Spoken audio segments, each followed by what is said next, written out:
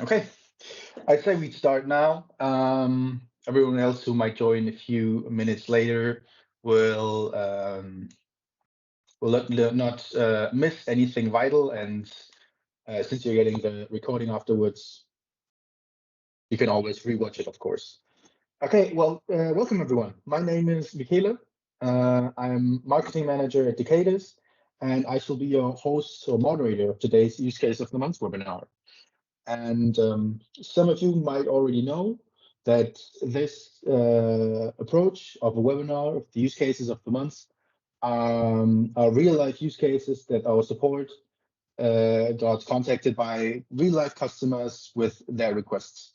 So Nicholas, my colleague, is always in contact with our support to ask them the most interesting and diverse use cases that they get in the last month or 2 months. And he then selects the most interesting ones to showcase and present here today. So authentic problems from real life customers and nothing thought of behind the closed doors. And yeah, if you have any questions regarding the use cases or JWT, please feel free to just write them in the Q&A or the chat. We do have time at the end of this webinar to answer 1 or 2 questions, depending on the variety of them. And if you don't have time anymore to answer them, just feel free to ask them anyway. We will get in touch with you or just ask our support to, you can do that too. They are great and always happy to help you with anything regarding our apps. And that were my 2 minutes for the initiation of this webinar. Let me just hand over to my colleague, Nicholas, who will take over and dive right into the use cases. Have fun, everyone. Okay, thank you, Michele, and also welcome from my side.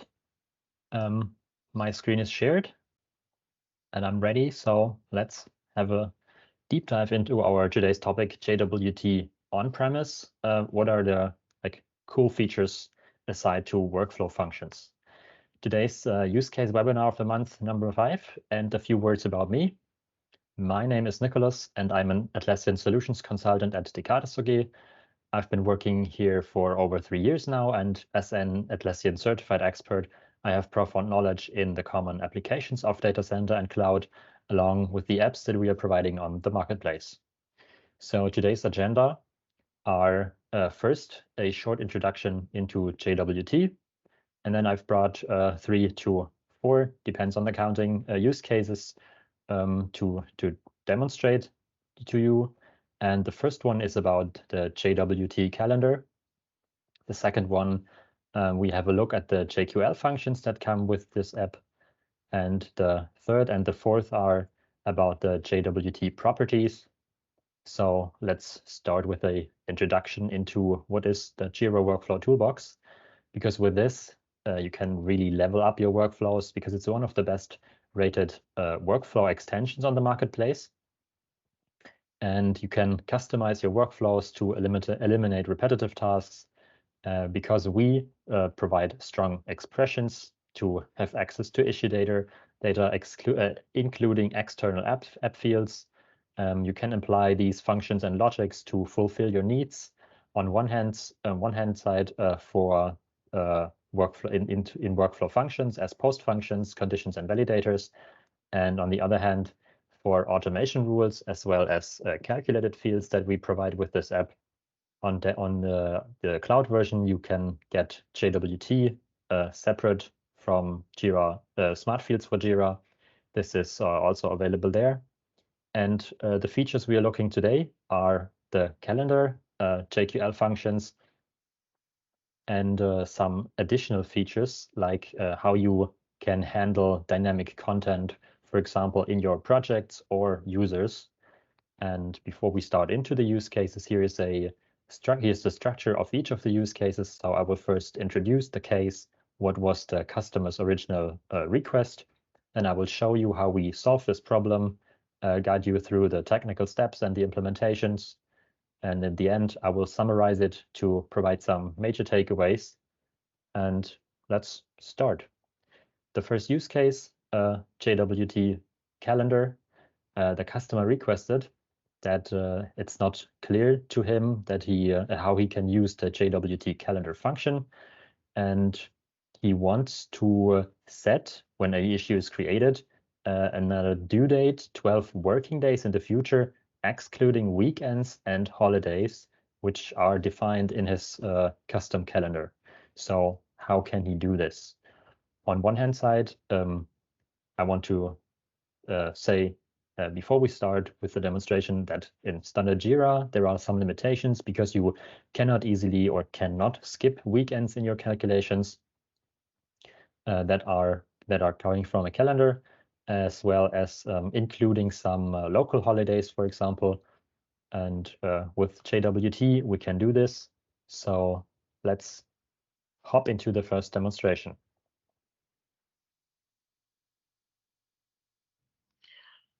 Okay, let's have a look together at the first use case in action.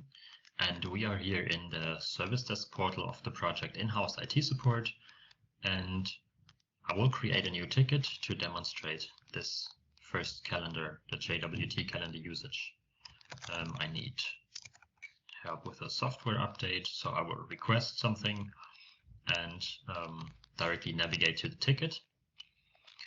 And the customer requested for a new calculation of a date, which is from now on 12 days in the future, but it's not full days, it's working days. So we get from now on January 31st, February 16th.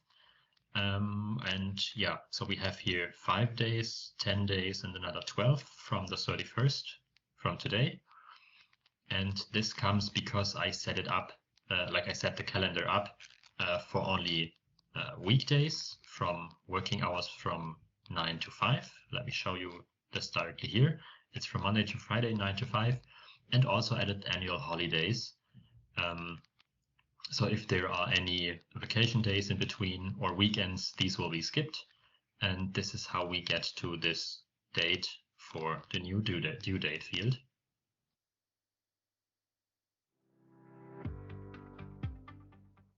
Okay, I will now guide you through the configuration. We are in the workflow in the create issue transition. So while creating an issue, we trigger a post function that is set up here. It's a JWT post function that sets or updates fields. And what I've added here, let's jump into the configuration itself, is modify the due date or set the due date with an expression. And let's have a look at the expression itself. I use the addTime function, which has 4 parameters. So first you have a timestamp. We take the current date time, like when the ticket is created. And then the next is what we want to add. So we add 8 hours times 12 days. We use the local holidays calendar, and the time zone is local.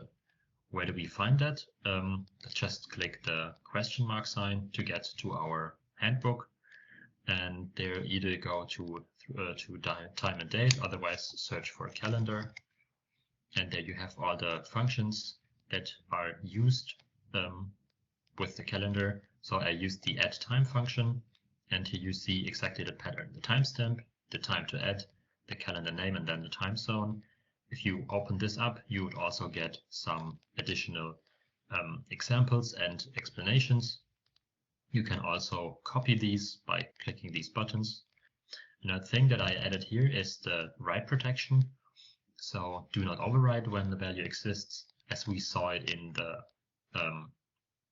portal, there was no due date field to fill in by the customer, but in case you do that, you could write protect it, or also check it before you set or override a new value. Okay, this is about the use case. So the major takeaways, to summarize it, first of all, you can define multiple custom calendars. So for each team or each department in your company, you can set this up customized to their needs. You can include local holidays as well as the working hours. So if you, I don't know, want to include a lunch break, whatever, just code it inside of your calendar. This brings us to the feature of accurate date time calculation with this, for example, for the support or in general working times, and multiple calculation functions like time adding, adding time, calculation of the difference, as well as checking a timestamp if it's in a specific time frame or in a calendar is also possible. To our next use case, we come now to the JQL functions that we provide with the Jira Workflow Toolbox, and the customer requested that he has some problems. He wants to use a JQL function that is called users within role in project. He tried to add a user that is in a specific role as an assignee and wants to search for this in a project. And the limitations in Jira is that it's not possible to do that. So these customized functions bring you to the point of really searching for a project role. But before we start with the demonstration and the configuration, I need to correct this JQL here. So we don't need to search for an issue. We need to search for assignee or reporter or any other field. And there was a little typo because it's not user, it's users within with role in project. Here we add the project role, and as a second parameter, we enter the project key, not the project name. And with that, he got kind of the right results. I will explain later how we actually solved this problem. So let's dive into this demonstration. To demonstrate you the next use case in practice, we are starting from the issue navigator. JWT comes with additional JQL functions, and the customer had issues searching for project roles. So I will show you the correct JQL and the results. So first we go for project equal to JWT and reporter in users with role. So in the first gap, we add the project role, it's administrators. And in the second gap, we add the project key, and then we hit search. This might take a few seconds. This was quick. So we get issues where only this current account, which is the only administrator in this project, is the reporter. To double check, we are here in the JWT project, and the only administrator is this account. So this definitely works. And since there is no configuration, and as I told you, our customer had additional issues to get this expression to work or this JQL to work, we came up with an alternative solution. So I will show you also this solution and another JQL function that comes with JWT. To show you also the alternative solution that we provided to our customer, let's follow me. Instead of searching for the project and the reporter, we can use another JQL function that's provided by JWT that works with an issue list. So we start with issue in, then issue selection. But due to we using quotes inside of it, I use the single quotes. And in the first parameter, we just use a subquery or another JQL, so project equal to JWT. And in the second part, in the second parameter, as a second parameter, we use a function like an expression that you know from the expression parser. One of our previous webinars is in role, and then we use the expression. So issue.reporter followed by the role administrators.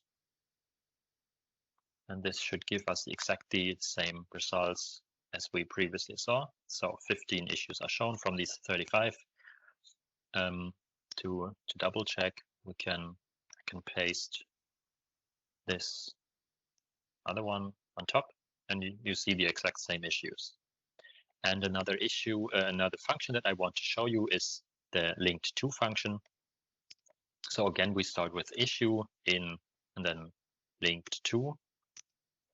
And here we have 3 different options. We can use it with one parameter that uses only a subquery. We can add a second parameter which adds the issue link, and a third parameter that you could add is a minimum number of links that this issue or these issues have to have. So if I search for project equal to JWT, we get a list of issues. If I want to filter that further, I can just say, okay, blocks. This is one link type. Then we have only 6 issues left. And if I want to refine that again, I will just enter 2. So the minimum linked issues that must be available are 2. So here we have exactly these 2 issues who blocked 2 issues. And there are a few more JQL functions that are fitting to our next 2 use cases. I'll just refer to our documentation. Okay, back to the slides. So the JQL functions that are coming with JWT bring advanced issue and data filtering, and the possibilities that you have for precise query using these custom JQL functions are on the first possibility to search for users in project roles. You can create a subsection of issues by using the issue selection. You can search for issues that are linked to other issues, which you can filter. And the last one, which is possible, is you can search for user and project properties. So we will have a look at this in our next 2 use cases. So just continue, and I will introduce you to the next use case, which is about the user properties. So another customer asked for like help in this problem, that he wants to set up a manager approver as a user picker field, and he would like to auto-populate this field, like the user's manager, with when a ticket from the service desk is created, with a user property from the full name instead of the username. So we need to convert these from the full name that is entered as a user property to the username to fill it into the field. He asked for some guidance how to use this property. And again, this is also not possible in standard Jira, even though this function comes from a standard Jira instance. Let's have a look. Let us now continue with this scenario in a regular setting, which targets the user properties. With this JWT feature, we can create, set, and copy user properties. So the customer needed help with setting up a workflow function to read and convert full names to their matching usernames. I will now create a request in behalf of Alana Grant. And she requests a new phone. So I need a new iPhone, for example. And due to the setup user properties in each of their profiles, we have now an approver set, which we find here in this approval area. Let's hop over to the user's profile. Here is Alana Grant. And in the profile, they're set as manager Harvey Jennings. So if I go back to the list and then check another user, we have here some other people set for manager. So if I would request for Mitch Davis, Alana Grant would automatically be set. In this workflow here for approvals, I will show you now the post function that I've configured. So this is basically it. We just need one post function that uses the update field post function by JWT. We use the current issue, and we set the field approvers with a parser expression. And this expression looks as the following. We use a function that is called full name to user. Then we enter the user property, enter the key, and then where we want to look. for this property. So it's actually the reporter field. And to check the configuration of full name to user function, we just have a look at the handbook, and it says that you just enter a username. So the actual user property returns a name, so we can convert the full username to the full name to a username. Okay, the takeaways for this case are that you can store additional information in your user profiles. It is really easy to set up and edit these properties manually. As I said, this is a Jira standard feature, but you can also modify these or set them with a post function. And it's really it really simplifies use cases like streamlining your user onboarding or individual approvers when you create user properties for all your team members. The next use case is about the project properties that are available with the JWT. And the original request was that someone wanted to have a customized ID with a certain pattern. So in the first 4 digits should be the current year, then followed by a string, for example, FB here. And then he wanted to have a total 4-digit at the end with like leading zeros. And yeah, we could like implement this, but it's not possible to implement it in a standard Jira. Let's have a look at the demonstration. Our last use case is all about the project properties, and similar to the previous one, we can add and use additional information, for example, for tracking all requested changes in a calendar year, and therefore we let auto-generate a custom ID and add it to the issue. So let me just create a new issue, upgrade Jira to the latest LTS release, so security issue is the reason. I'll just select the service, of course, the Jira instance, and create this ticket.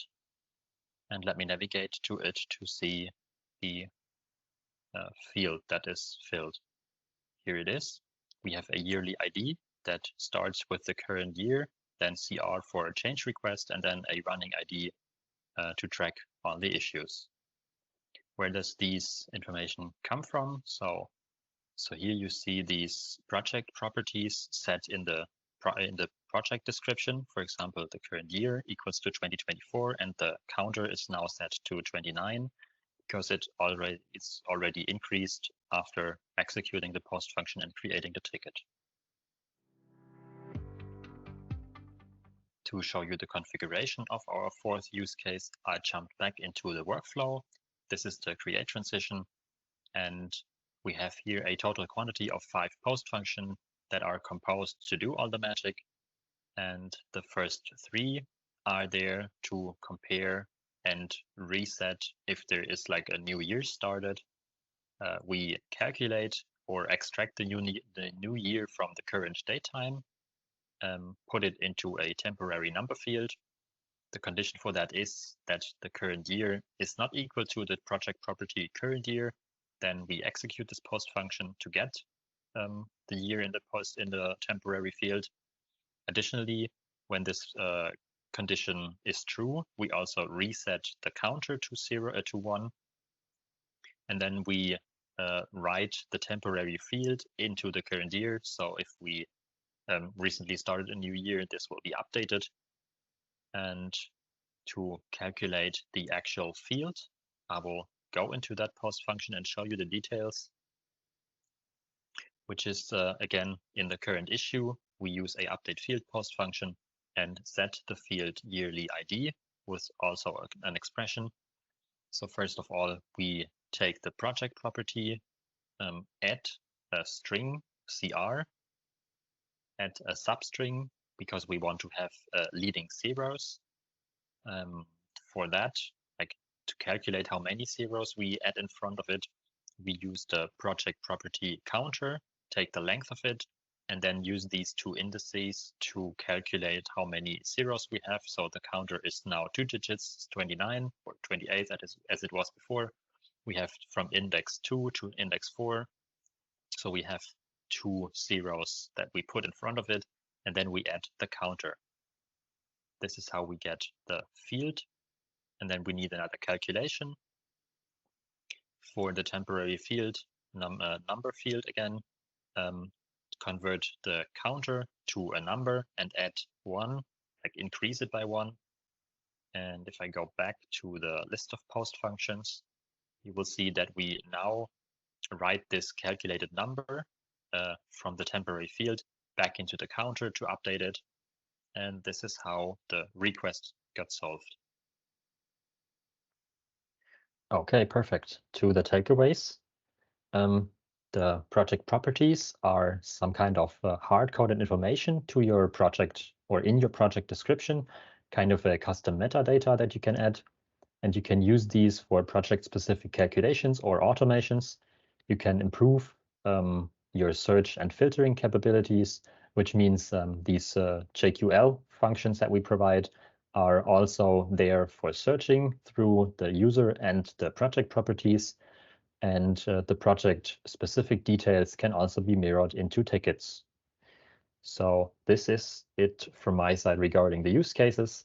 And if you need any help, you can always check our documentation, as well as if you have any issues or need support, reach out to us in our support portal. And yeah, I will hand back over to Michele. And now it's time for your questions. All right. Thank you very much, Nicholas, for this very interesting insights to JWT and some of those use cases. So yeah, now it's your turn. Just as Nicholas said, if you have any questions, feel free to ask them in the chat or the Q&A. And if there might be, I don't know, too difficult to write, they can also unmute you, that you can just talk to us or to everyone here and explain your situation or your question. So yeah. Any question is welcome regarding the use cases or JWT in general. Just ask. Yes.